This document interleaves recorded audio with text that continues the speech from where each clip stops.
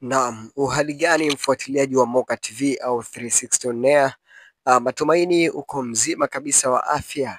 Yes, bana bado mambo ni ya moto sana na dunia inazidi kupamba moto kila leo, na kufuatia ishu ya msanii Ibra TZ kuweza kutaka kujitoa Konde Gang na bado kumwekea ngumu kali uongozi wake kutaka bado yeye aendelee kusalia hapo, basi mambo mengi sana yanaibuka ya hapa na pale ambayo yanafanya kuweka controversial katika vichwa vingi vya habari.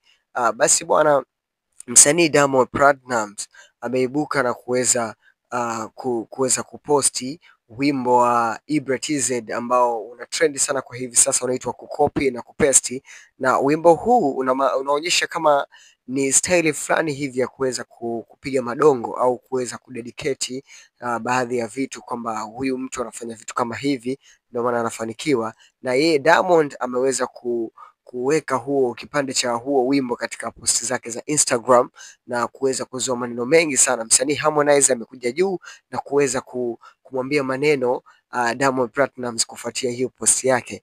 Bana, ni jambo la busara sana kama utakwenda kusubscribe channel yangu ya YouTube at 360 on air au Moka 360, basi utakuwa umefanya jambo la busara sana, na ukibonyeza kengele wewe utakuwa wa kwanza kabisa kuweza kupata taarifa zetu kila ambapo zinakujia hapa kila siku ndani ya 360 on air.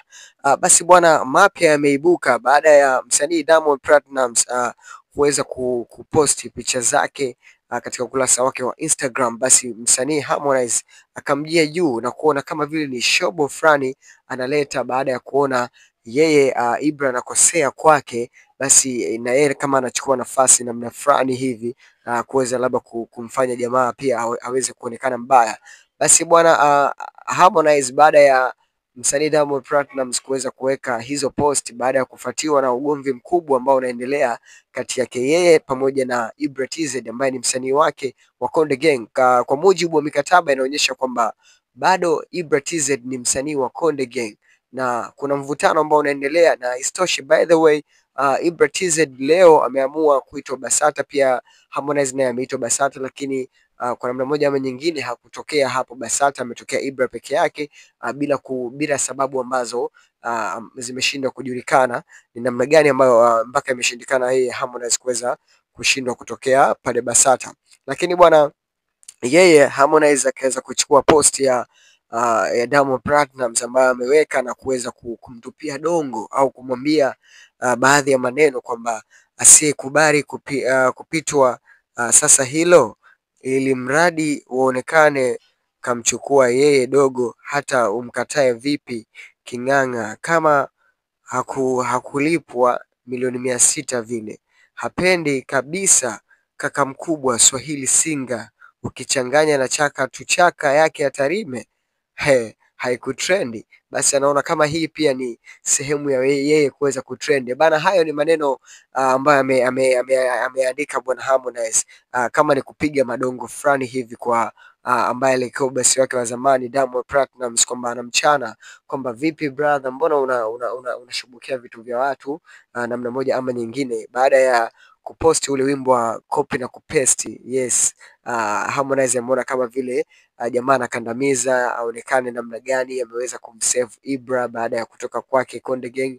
Anaona kama vile Diamond yani kama vile anatafuta kichaka cha kujificha kwamba na kuendelea kumshambulia Harmonize, na yeye Harmonize bwana hakuweza kukubali, hapo hapo akaamua kuandika mengi tu na mengineyo. Ameposti hadi ile safari ya Jux wakiwa na ile private jet, anasema kwamba yeye hakutoa chochote, Mzenji ndio ameweza kulipia hiyo private jet pia na marafiki zake Jux, lakini not Diamond Platnumz, yeye hana pesa za kuweza kulipia kuweza kupatikana ile private jet ya kuweza kuwapeleka mpaka Nigeria kwenye harusi.